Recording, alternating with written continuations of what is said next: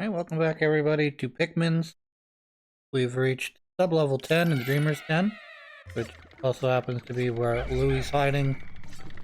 Not much of a surprise there, as we have basically, well, I guess it could be a surprise if they hadn't A, told me that Louie was down here, and B, I didn't have to, say, defeat all the other dungeons and collect all the other treasures before taking on Louie, much like you have to collect all the other Pikmin or ship parts before you get to actually take on the Emperor Bulborb in Pikmin 1.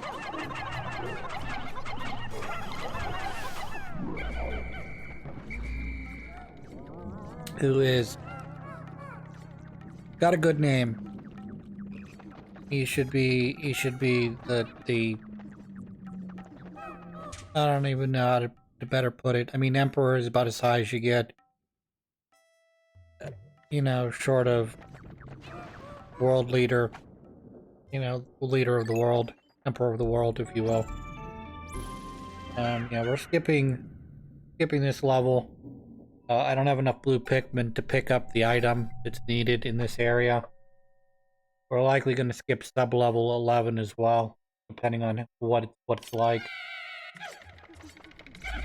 56 Pikmin is enough to do maybe, yeah, I think 56 is enough to do this area. Unfortunately, I'm running low on blue Pikmin, which are needed for moving stuff across water. I don't have enough blue Pikmin to do that. I'd need probably about 15 of them. And right now I'm running with about, let's see here, it looks like about 6, I'd say. I'd guess. I'm just kind of taking a peek in here, using my radar to see if the treasure is in here. If it's not, I'm not even going to bother coming in here. Which it is not, so I'm not going to come in here. Have fun. Good way to use your radar. Looks like there's the cap. That looks like the item that I gotta get.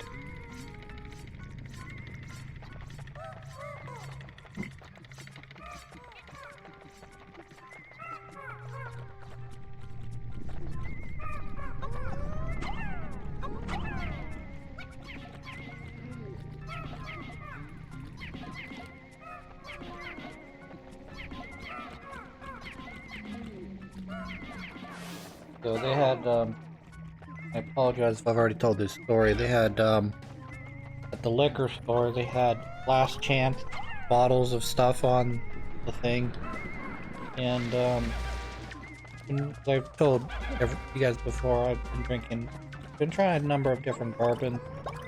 So for 20 bucks, I figured I'd try the Cooperstown Distillery bourbon. It's a, pretty sure it's a high rye. Got more rye than I'm used to in it. Not bad. I don't know how to explain it though. It kind of reminds me a little bit of like it's obviously a rye bourbon. Of course it's gonna have that rye taste to it, but like in comparison to the other Kentucky part of the heavy corn, low rye Kentucky bourbons that I've been normally drinking, I think this is more comparable, and I hate to say this because it's not accurate, but first time I smelled this and sipped on it, it kind of smelled just a tiny bit. I don't know what it is. I don't know. There's something in it that reminds me of apple juice. I don't know if it has apples in it. Maybe they added some apple flavoring to it. Maybe that's the rye jutting out of there. French's mustard. The only kind of mustard you should try. I mean, no, I didn't say that, right? It's a very popular yellow mustard. They also make a pretty decent brown mustard. Though I'm sure there's probably a better brown mustard that's more commercially available. I'm not even going to talk about your local hometown barbecue place that makes this killer mustard that you have to have, but they're never going to be big enough to produce it on a scale where it'll be anywhere outside of your local grocery store.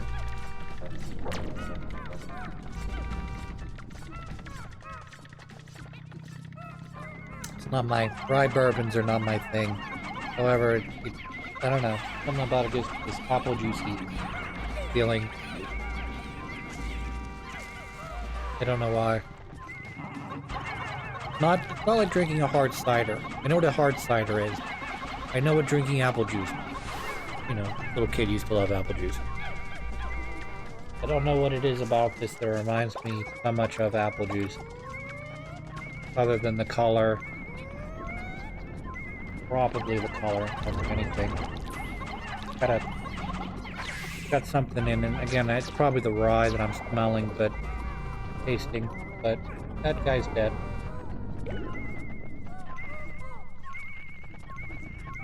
Hitting something in the back of my palate that reminds me of apple juice.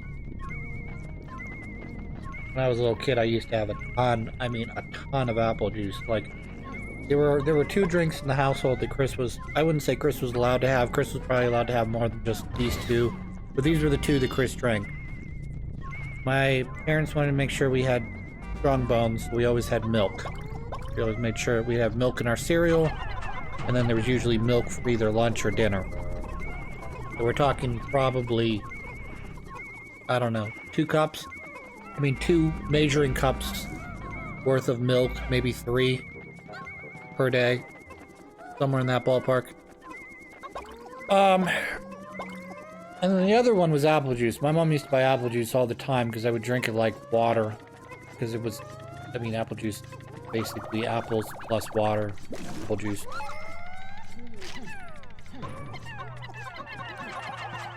Yeah, I have to get rid of this bread bug because I'm pretty sure he's hiding something.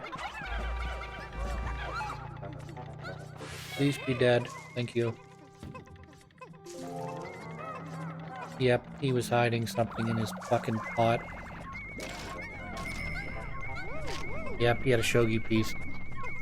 That is a king shogi piece, or whatever you commander. It's a, I think the symbol means king, but I don't want to misrepresent that either. But that is essentially, yeah, that's what they call a dual general. Dual general. That would be the challenger shogi piece if you're playing I don't remember exactly how this works, but I know that if you are the challenger, or you're the one with the lower title, or you have less experience, or you're playing an older opponent, you should always take that piece that has the little, it kind of looks like a comma, but it's obviously not a comma. I'm not exactly sure what it is in kanji, but that's to indicate that you are of a lesser, quote unquote, lesser rank than the non-piece without that little extra ink on it. Because again, that major general, or whatever, however it's referred to in shogi, translated, that is supposed to go to the elder, or the more experienced, the higher ranking player, and then the lower ranking player is supposed to take the other piece.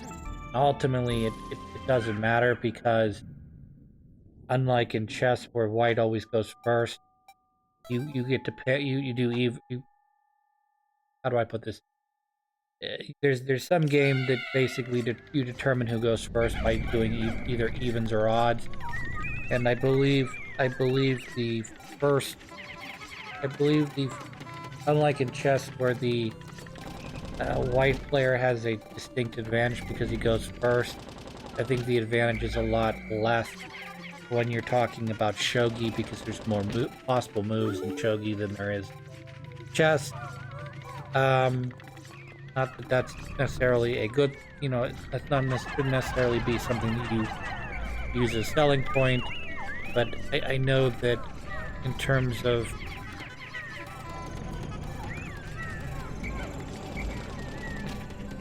typically how it goes is there's a handicap system that I'm not going to get too deep in, but basically the handicap system will involve you as the superior player removing a piece from the board, and then because you're taking the handicap, I believe you get to go first. So, for instance, the handicap can be anywhere between, it can be as strong as not having access to either one of your major pieces, which is your bishop and your rook, down to, I believe, can't exactly remember what, there's the lowest one is where you're only missing, I think, a lance, or it might be a pawn. You're missing a single pawn or something. I don't remember off the top of my head, but typically, I think if I remember correctly, there's the whatever you call it, the handicap system is based solely, excuse me, on removing non-pawn pieces from the board. I don't think there's a, or I could be wrong, I'd have to look it up, but I don't think there is a, I don't think the lowest handicap is you remove a pawn from your pawn structure, even though it's not quite like chess where your pawn structure is more important. Hey, it's can something. It's a can of something. I don't know what that is. Anywho. Yeah, I'm gonna have to make room. I'm gonna have to make a clear path for this. So what we'll do is, even though I don't think they'll come down this way, we're gonna do this anyways, just in the off chance that for some reason my Pikmin decide, oh, I got a great idea. Let's drop down into the bottom of this pool where all the poison is, instead of going to the clearly open path. But we'll kill off all this, which is annoying because I only have one white Pikmin to do this with, but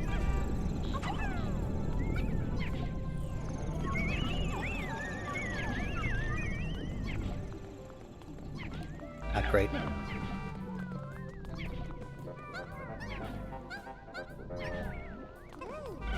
Alright, well, that's not the main thing I want you to pick up. I want you to pick that up first of all, and then we can pick up the ball orb afterwards. Great, you're going the wrong direction again. Are you guys gonna get poisoned? Yes, of course you're gonna get poisoned. I mean, I gotta pull you all down here. You're all gonna be jackoffs. Now I gotta grab my white pick, throw him into the other poison, so they don't eat the poison. Meantime, I could probably kill you.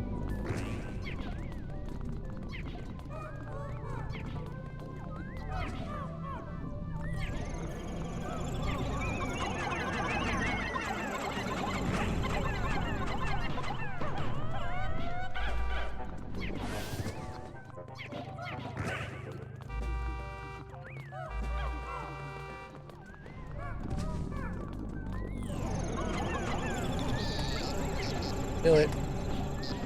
I don't have control of those guys, unfortunately. They were hypnotized by the bug.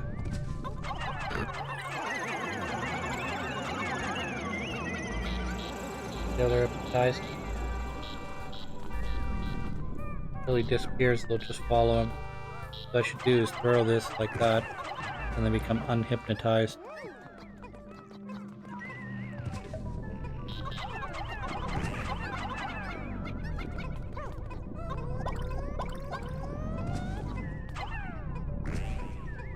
You know, Mr. White Pikmin, I gave you an option of doing the job that you're specifically designed for, and you chose to do the job that you're not designed for.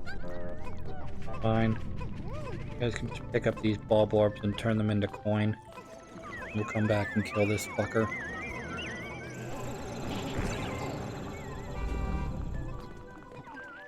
I was hoping to punch them with Louie and Boss. I mean, sorry. Olimar and Boss.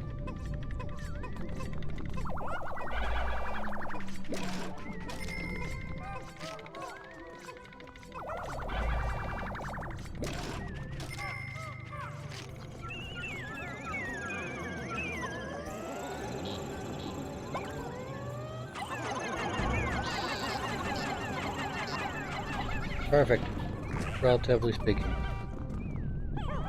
White Pikmin, your job is to kill this thing.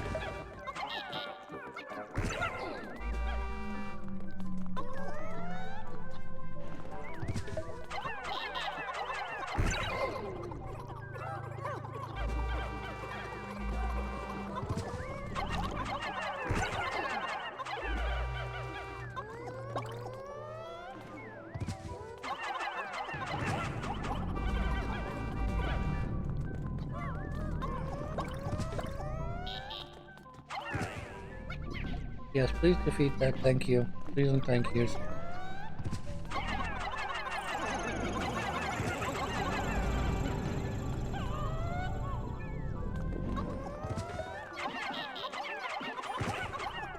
Almost there. Sounds like another guy's dying now.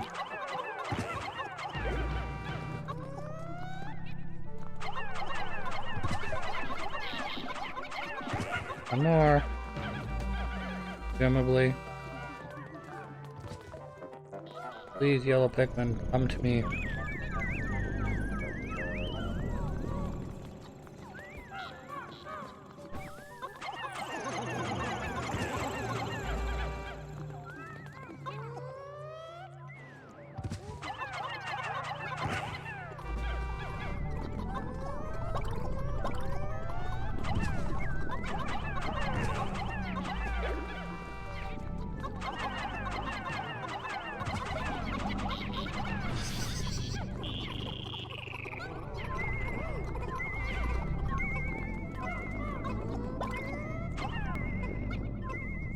Please kill the stupid thing already, so I can bring this can of whatever over. We'll call it a can of beef hash, even though I think it's probably closer to like a what do you call that? Powdered milk or something? What is this? I should know this because I've seen this on the fucking shelves at the grocery store, yet I've never actually picked this up. I want to say it's like canned milk or something. Or powdered milk. You bastard. Now I have to kill you. Because you had to come in my territory.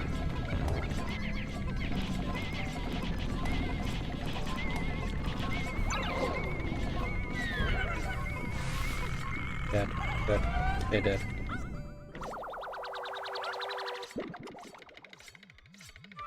It is baking powder. Ah, that makes sense. That makes more sense than anything else I said.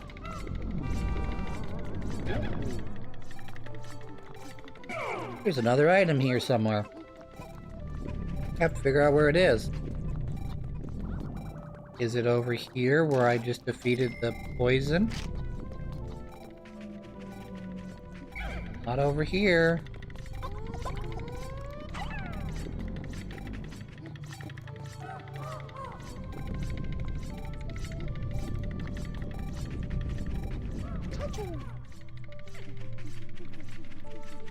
I'm gonna send the boss to look. Where is it? Not here. Not here either. Over here in this corner? Oh, on the corner. Must not be in this area then. Double check though. Because we're stupid like that. Here. Not here. Not inside Froggy. Froggy! Hey, Froggy. I'm gonna put a big hook through your mouth. Hope you don't mind. Hope that heals. It won't. It'll be a permanent scar on your face until the day you die. Mr. White Pikmin decided not to do what he was designed to do, which is fight this stupid thing. Thank you. Thank you for doing the one job you were actually good at. I'm sure you're also, like, probably good at, like, yellow pick. They probably could throw those white Pikmin high, I imagine. You're also poisonous, though. Oh, you're right here. Right in the thing I got rid of the poison from because I was upset it was poisoning my guys when I was moving the... What's it called? The baking powder. The baking powder. Now I have to grab this white Pikmin, because he's the only one who could dig, apparently.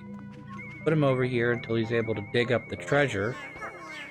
Alright, while you dig, I'm gonna go bring my other Pikmin over.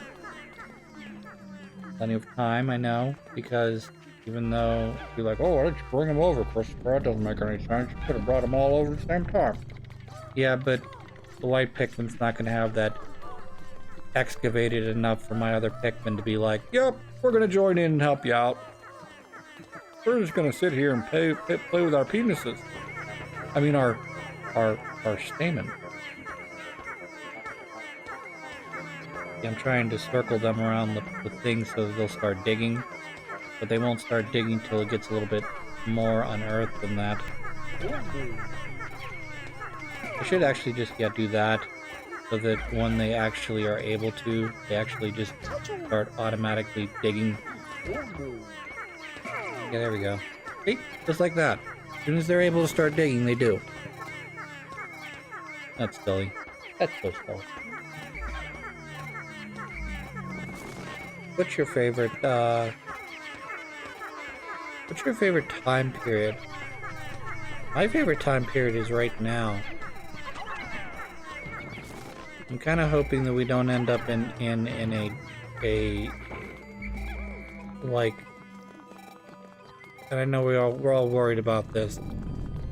In the previous generation, they were worried about the nuclear apocalypse. It was almost guaranteed to occur.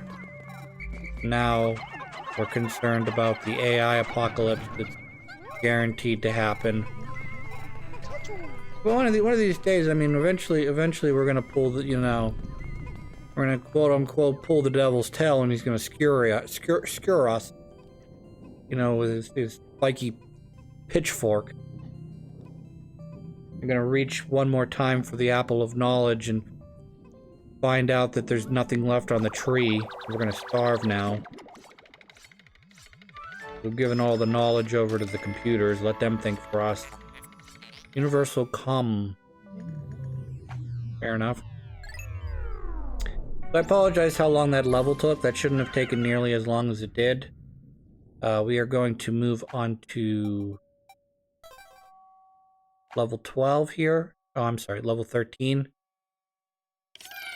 And, yeah, we'll keep going here.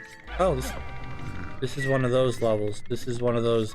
We're gonna give you 4 or 5 really big guys. Only one of them is gonna have the actual item in it. So, don't let all your Pikmin get eaten.